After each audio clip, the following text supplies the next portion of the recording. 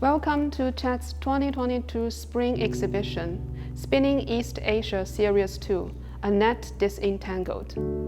I'm Wang Weiwei, I'm the curator of this exhibition. You can tell from the title that this exhibition borrowed the simultaneous actions of entangling and disentangling yarns as a metaphor to reimagine and explore the interdependent yet conflicted web of East Asian relations. Such discussion also provides us a reference to think about today's globalized world, which is full of crises. From the grand perspective to more humanized individual angle, this exhibition is also exploring how we can position ourselves within a larger complexity. We invited 16 groups of artists who are based in East Asia, or their creative research revolves around East Asian topics. Textile serves not only as a symbolic element, but a unifying thread that runs through every work. You will see several artists use textile as material or technique in their works, or explore East Asian history and society through examining textile techniques or industry, while other artists use textile as a metaphor to inspire their thinking process and artistic practices. As you walk into the exhibition, you will first see two works inspired by the concept of textiles. The first work is a series of woven paintings by artist Ta Song-on to open this exhibition in an abstract but poetic way. In her practice, Ta Song-on first splashed black paint onto the web to create wavy black lines, and as she weaves, she creates regular or improvised patterns according to the location of the inked parts.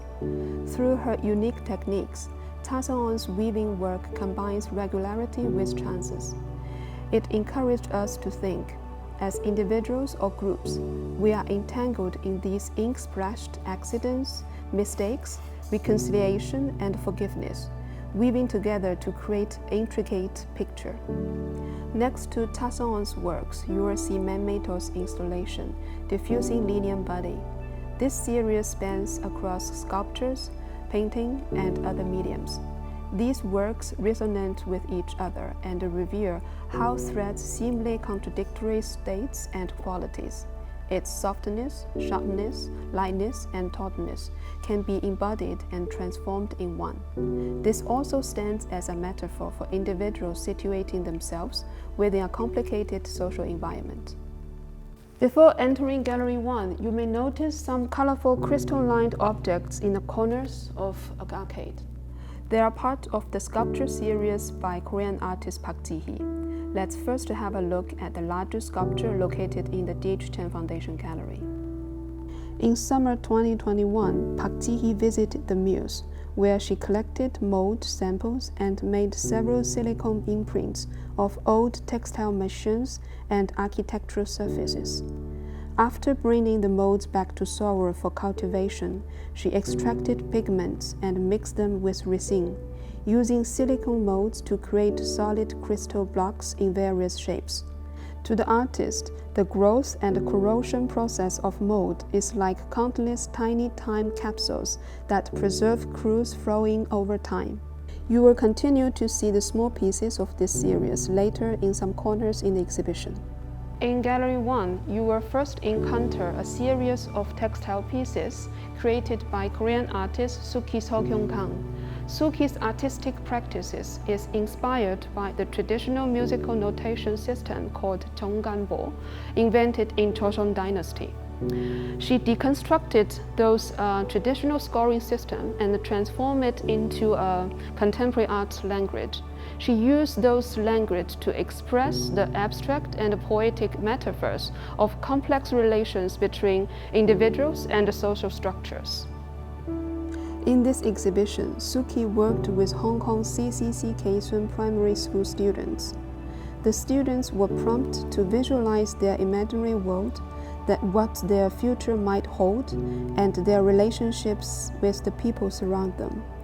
They then drew these pictures on grid patterned paper designed by the artist. After integrating, collaging, and coloring the students' drawings, the artist commissioned weaving and embroidery factories in Hong Kong to produce these large square textile pieces. They allow us to peer into the impact of our society's historical and cultural impact on individuals, and at the same time aspire for possible breakthroughs. If Suki Sokyonkang's works could provide us an inspiration for the future, then the three sets of works around Suki's space will lead us to the depth of East Asian history. These three sets of works look into Northeast Asia around the Second World War period. The events in this specific historical era and region have had profound impact on East Asian relations. The three artists, who come from different countries and cultures, approach similar topics in their own way to deconstruct the complicated history and the many facets of East Asia.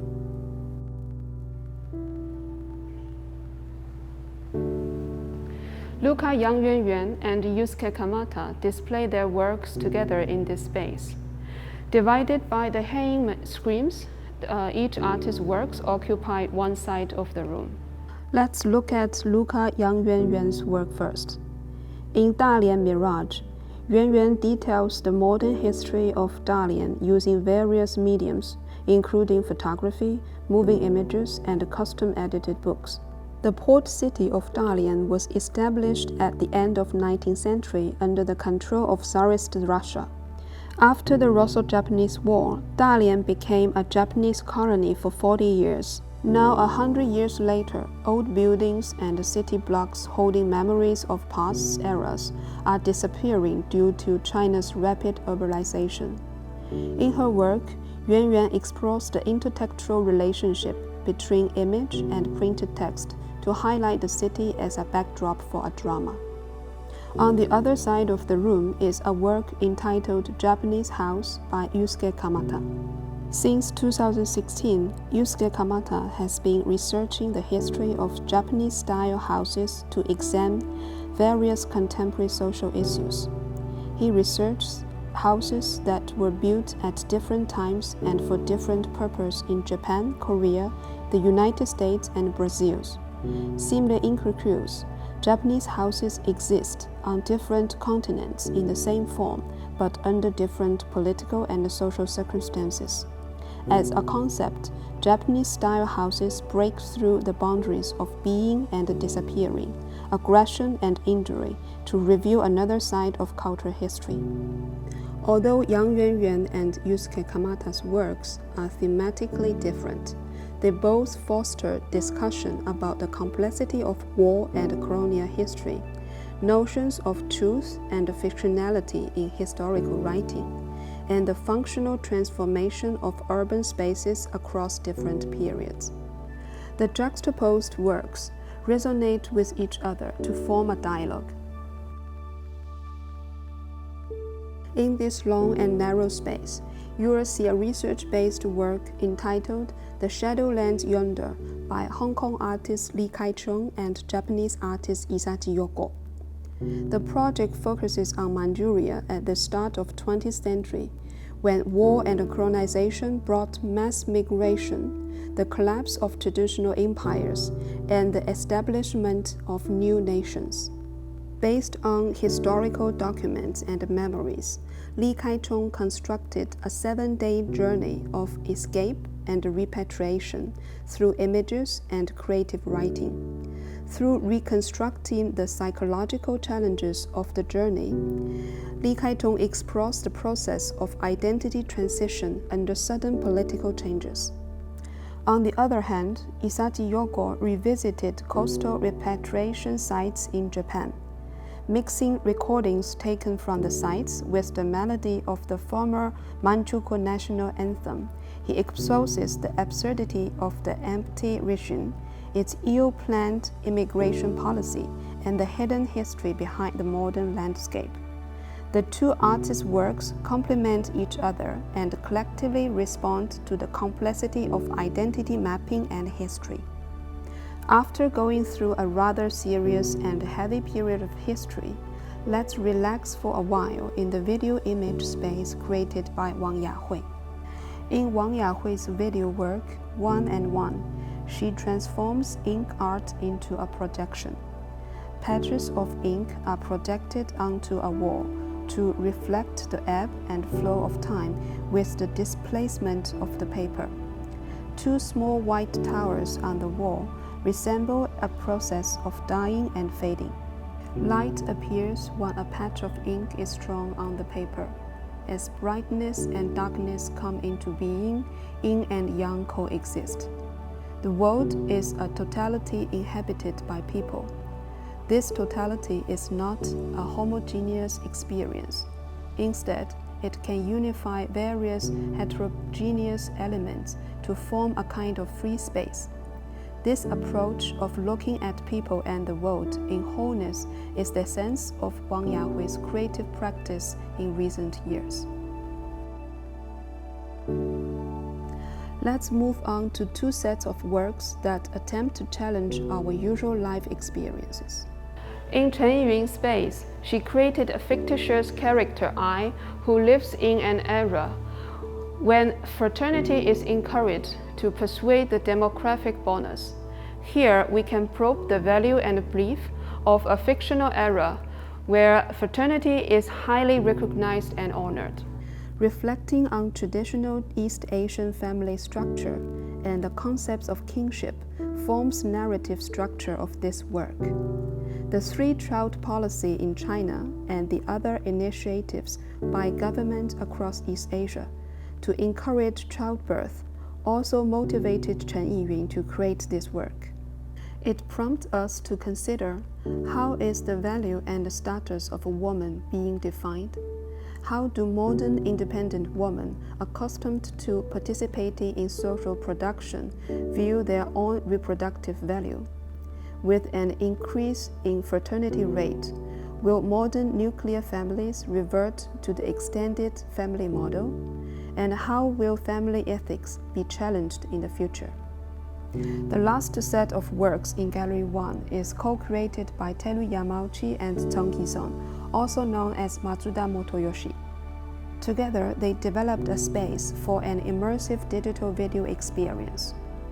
During the creation process, they repeatedly discuss a series of questions.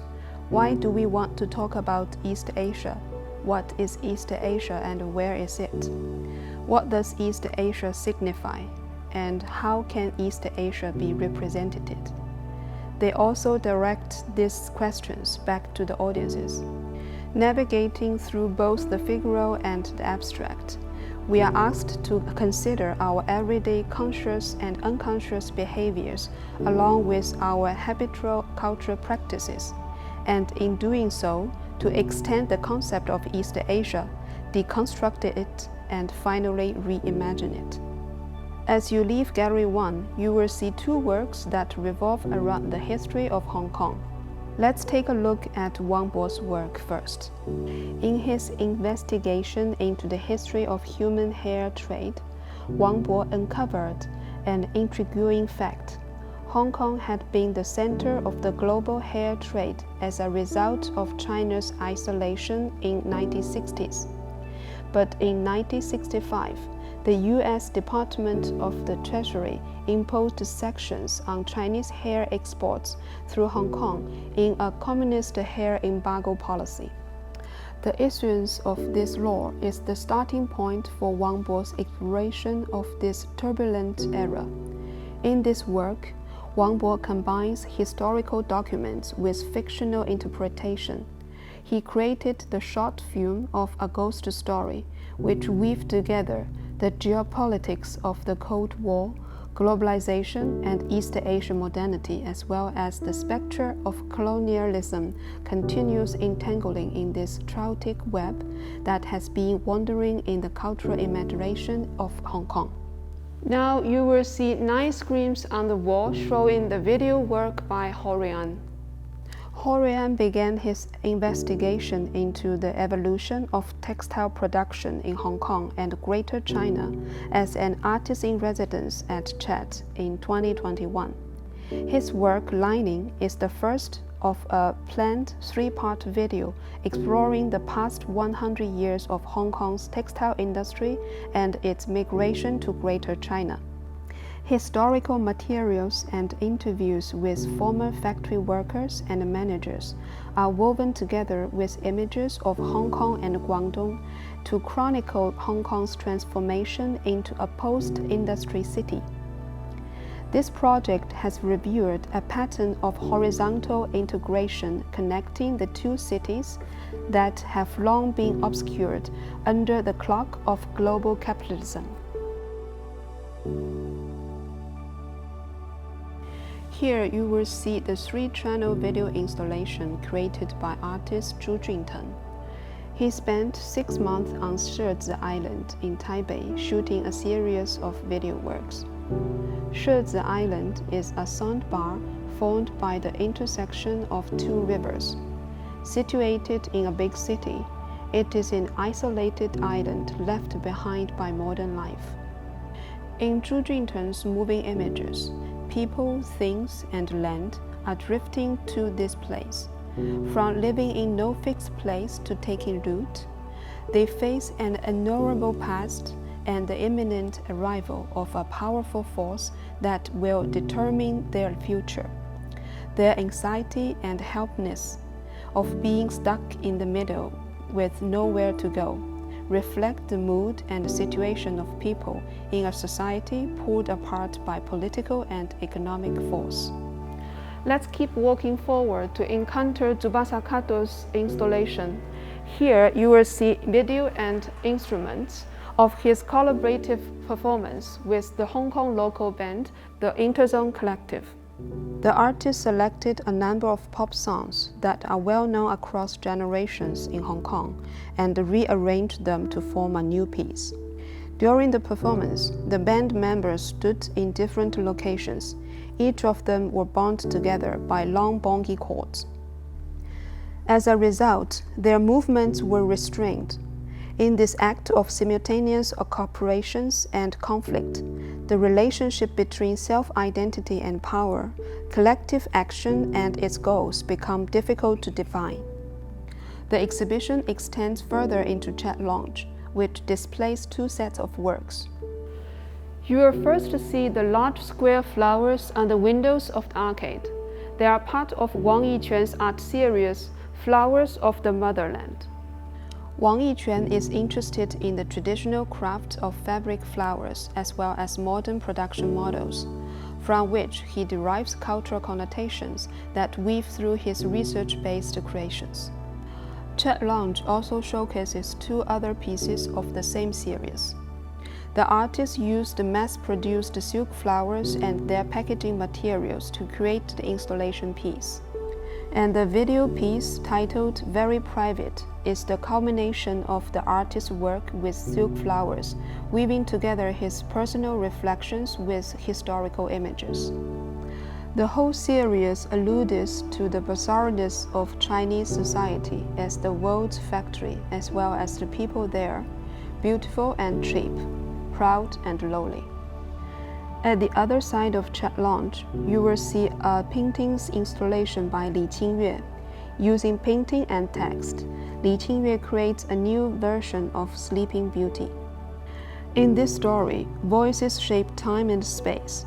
The spindle, which originally put the princess into sleep, became a kaleidoscope, showing her the long and winding road of destiny.